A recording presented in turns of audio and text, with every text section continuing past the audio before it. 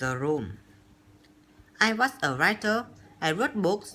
I write now, but nobody knows. Nobody can see me now. Something strange what has happened to me. I will tell you about it. In January, I want to write a very long book. So I left my home and I found a little room. It is a good room for a writer, I thought. I will write my book here. It was a little room, but I liked it. It was very quiet. I began to work on my book and I was happy. Then things began to happen, strange things. One day, I was at my desk with my pen in my hand. Suddenly, I thought, I want a coffee and I haven't got any. I will have to go to the shop. I put my pen on the table and went out. When I came back, I looked for the pen. It wasn't on the table. I looked on the floor, on my chair, and then on the table again. It wasn't there. I don't understand it, I thought. That night, another strange thing happened. I was in my bed and the room was very quiet. Suddenly, I opened my eyes. What was that? I wondered. Then I heard a voice, a man's voice. Who's there? I cried. There was no answer and there was nobody in the room. I couldn't understand it and I was afraid. What can I do? I thought. What was that? After that, strange things happened every day. But I had to finish my book, so I stayed there. The room was very small. There were not many things in it, only a bed, a table, and a chair. And there was a mirror on the wall. It was a very old mirror, and I liked it. And then, one day, I looked in the mirror and I saw him, the other man.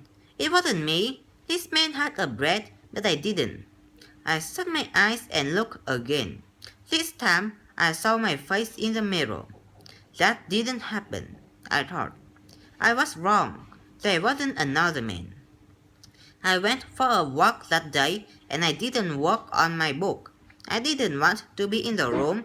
I didn't want to see or hear strange things. At night, I went home again. The room was very quiet.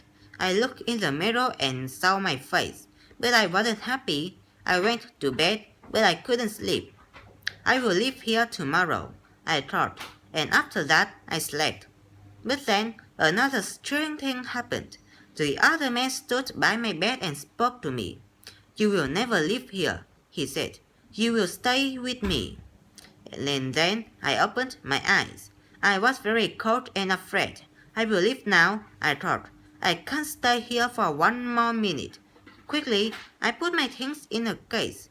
I want to go now. I couldn't forget the man, so I was afraid. But afraid of what? I didn't know. When my clothes were in the case, I thought, I will leave the room now. I looked around the room, and I also looked in the mirror again. And then I suddenly felt colder and more afraid. I couldn't see the other man in the mirror. Why? Because he wasn't there.